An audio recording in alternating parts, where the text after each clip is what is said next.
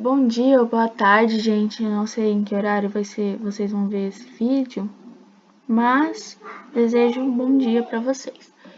A minha escola literária é o realismo brasileiro. Nesse período era muito conveniente para a economia do Brasil as produções cafeeiras. Um dos principais autores dessa época era Machado de Assis, que é esse carinha aqui. E na época se passava também o Brasil Império, por volta do século XIX, né? Eu sou a Rebeca, eu esqueci de informar isso, eu sou a Rebeca, está discutindo matéria de português com a professora Priscila. Contexto histórico, realismo. Vamos para o contexto histórico. O realismo aqui brasileiro, ele teve grandes influências da Revolução Francesa, que tudo ocorreu no Brasil no século XIX, na segunda metade do século XIX. E a Revolução Francesa tratava-se do lema igualdade, lealdade e fraternidade. E na época também ocorreu a abolição da escravatura, que reflete essa imagem aqui. Também ocorria a Guerra do Paraguai ou Tríplice Aliança, que era disputas pelas terras do Paraguai e do Mato Grosso e do Mato Grosso do Sul. E também foi escrita, né, a primeira Constituição Federal da República.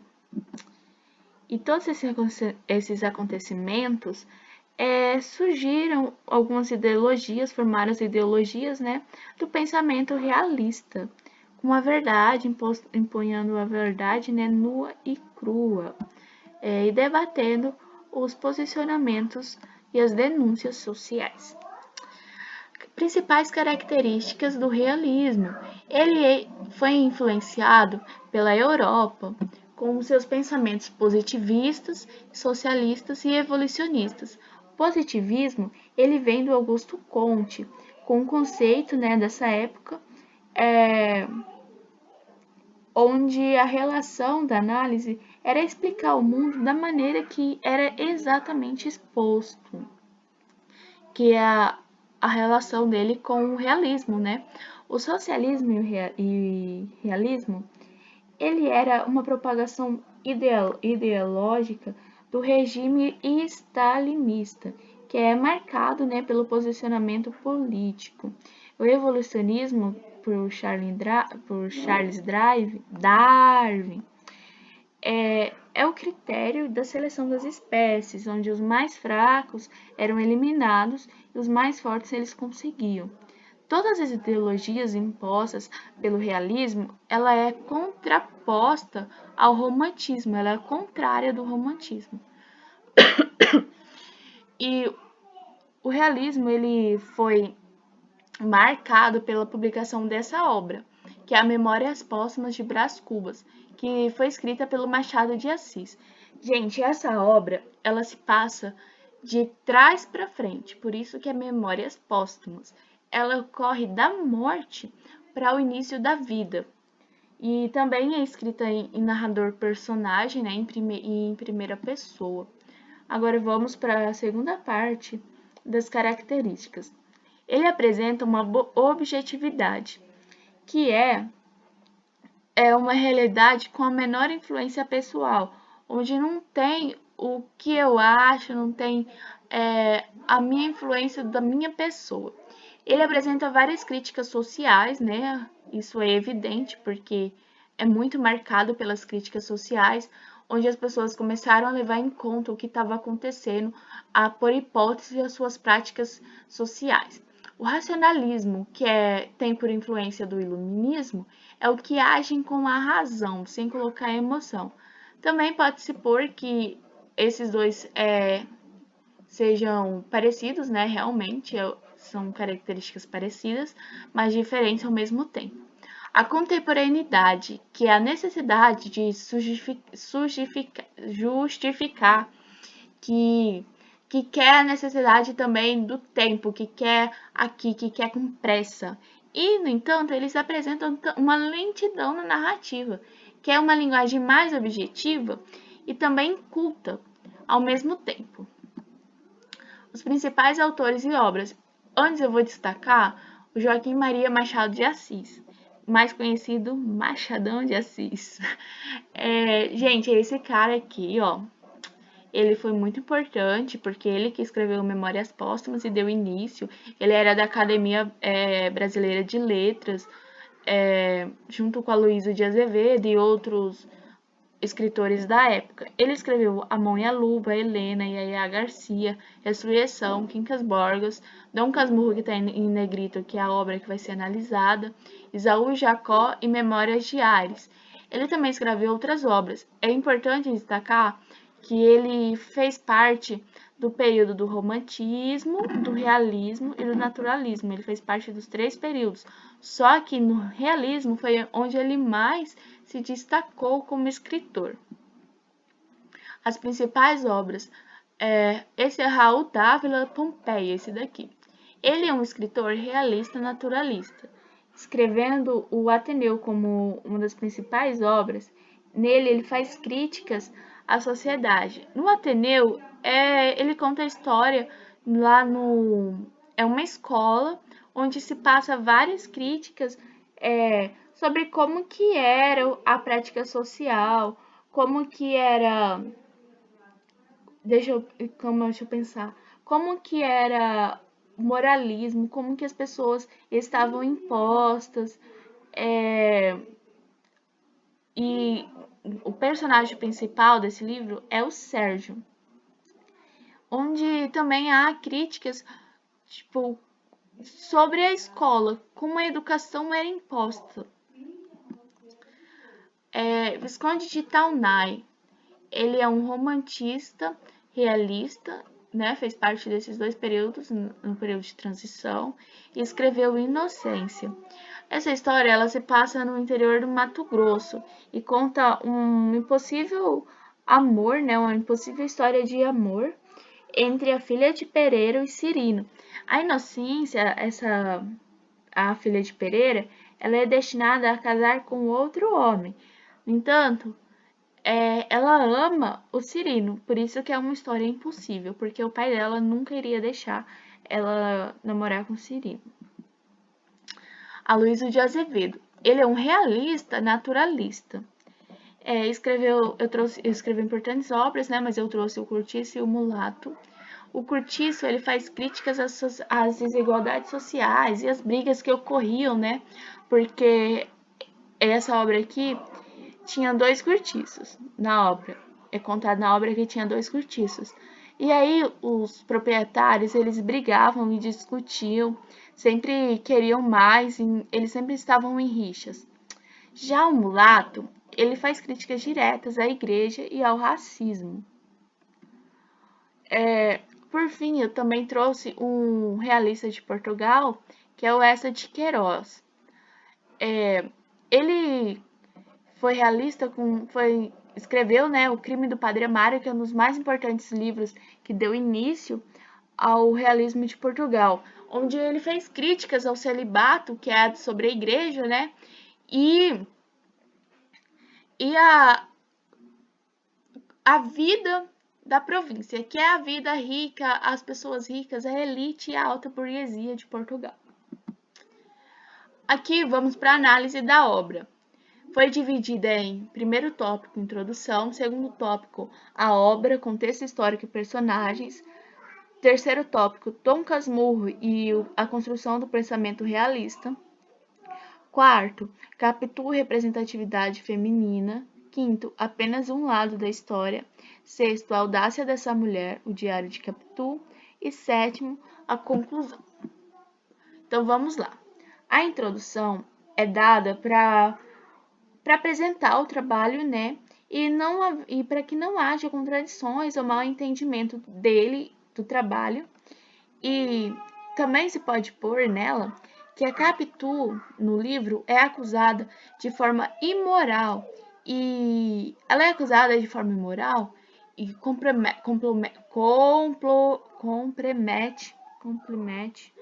a sua integridade sobre uma possível traição. O objetivo do trabalho não é afirmar se ela traiu ou não. é muito importante, né? Porque eu não quero colocar minha opinião se ela traiu ou não, mas é apresentar a forma como que a Capitu é posta e as mulheres são postas, né? Nessa época. O livro ele apresenta somente a voz masculina, que é a voz do Dom Casmurro, do Bentinho.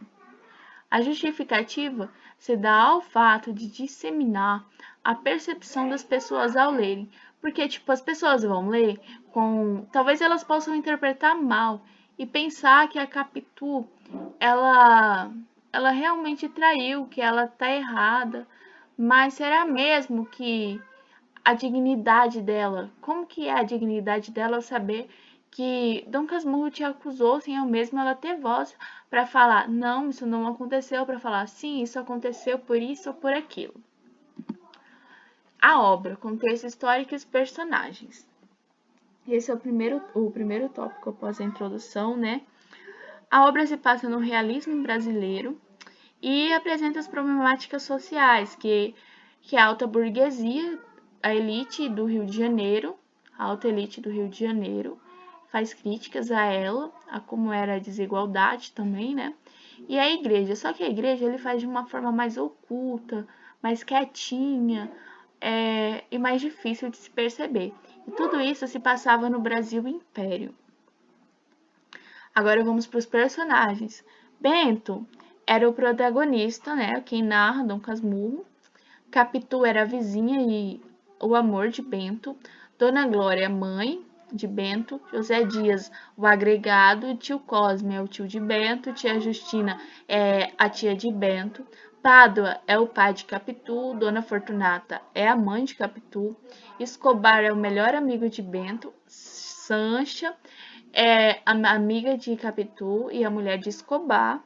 Capitolina é a filha de Escobar e Sancha.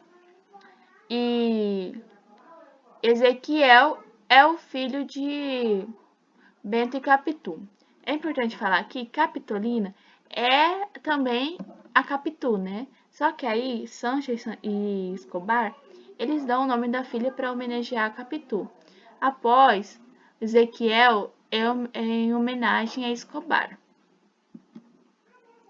Alerta de spoiler, porque agora vem com o enredo da história, né? Então, tudo se dá início quando o Bentinho ele escuta atrás da porta da sua sala a mãe e o agregado José Dias falando sobre a sua possível ida ao seminário. Com isso, ele vai correr na casa de Capitu e os dois eles tentam fazer várias tentativas que impeçam a sua ida ao seminário, só que são todas em vão. Ele não consegue convencer sua mãe, né? Ele acaba indo para o seminário. Lá no seminário, ele conhece Escobar e vira seu melhor amigo. Enquanto ele estava no seminário, um ano depois, ele e o José Dias tiveram uma ideia brilhante. A mãe deles, Dona Glória, né, tinha que cumprir a promessa de ter um filho padre.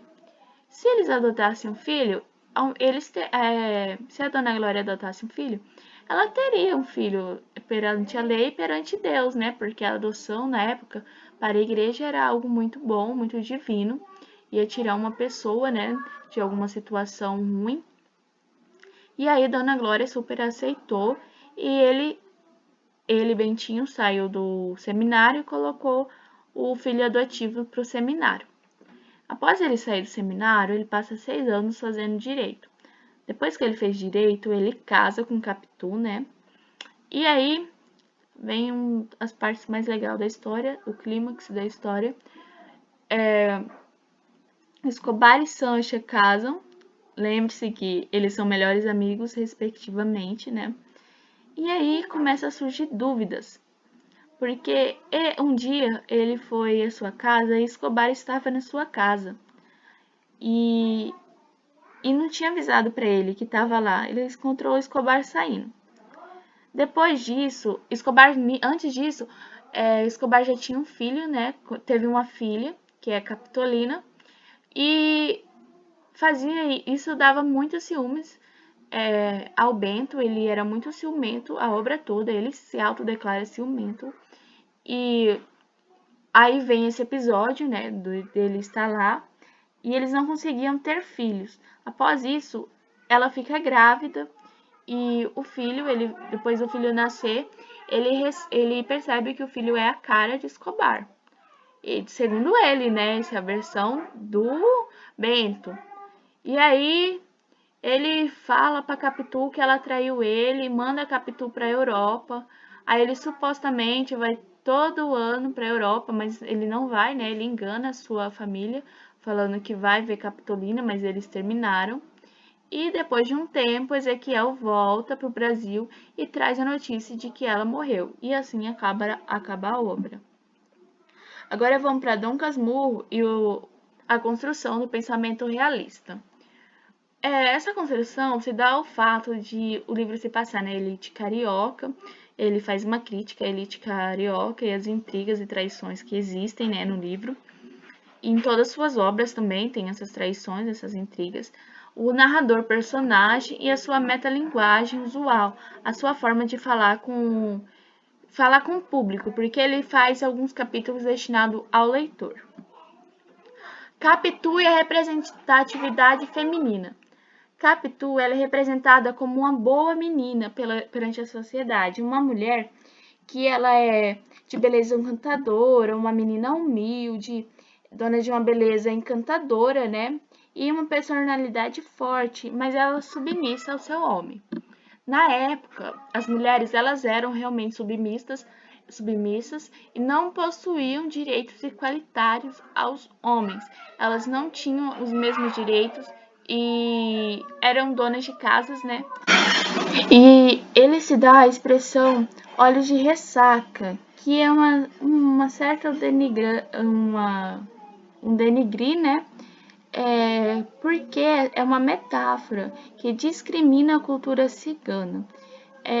Essa metáfora representa um dito popular onde as mulheres que têm olhos de ressaca, elas são calculistas, observadoras e são muito mais do que se pode ver. Apenas um lado da história. Essa imagem é aqui a Capitu e o Dom Casmurro é de uma minissérie produzida pela Globo. A gente pode relatar, observar na obra, que ela só tem um próprio título. O próprio título dela, a gente já percebe que é uma obra egocentrística do Dom Casmurro, que ele compromete toda a integridade de Capitu, afirmando que ela traiu sem ao menos colocar os fatos dela, sem ao menos colocar como que ela é a visão dela. E apresenta também os ciúmes doentio de Bentinho e a metáfora do crime, que é assim. Nós temos o acusado, né, que é a Capitu, e o acusador, que é o Dom Casmurro. O acusador, ele é a única pessoa que ele vai depor, que ele vai ser levantado lá no júri, né? Sem ao menos a acusada ter a fala, sem ao menos ela falar o porquê, o que está acontecendo, qual a versão dela. A audácia dessa mulher. Ana Maria Machado, essa belíssima escritora aqui, ela também é uma escritora infantil, né? Provavelmente vocês já leram o livro dela na sua infância. Ela escreve uma versão canone de Dom Casmurro, que é uma nova versão dos fatos, colocando agora a Capitu. Na obra, ela apresenta a Bia. Essa Bia, ela encontra o diário de Capitu, onde apresenta que Capitu tenha colocado uma suposta morte, que ela tenha feito uma suposta morte para enganar e sair de todas as acusações que o Bentinho fez contra ela, que lá na Europa ela mudou o seu nome, que ela mudou tudo, né? E é assim que é a obra. Conclusão. A gente pode concluir que esse livro ele só apresenta o lado masculino, não tem o lado feminino, não tem o lado de Capitu. ele contextualiza um período onde os desejos e opiniões femininas eram inaceitáveis. Isso é um anacronismo, né? A gente não pode falar porque é um anacronismo, era o que acontecia na época, era fatos da época. E falar de Capitu é refletir sobre a questão feminina da época e de hoje em dia também. Porque olha a forma como ela era imposta, como que a sua integridade foi ao chão. E eu só queria colocar em evidência que essa análise ela não discute se a Capitu traiu ou não. São apenas os fatos como eles são expostos e qual a minha opinião crítica sobre isso. É isso, gente. Obrigada por ter me ouvido.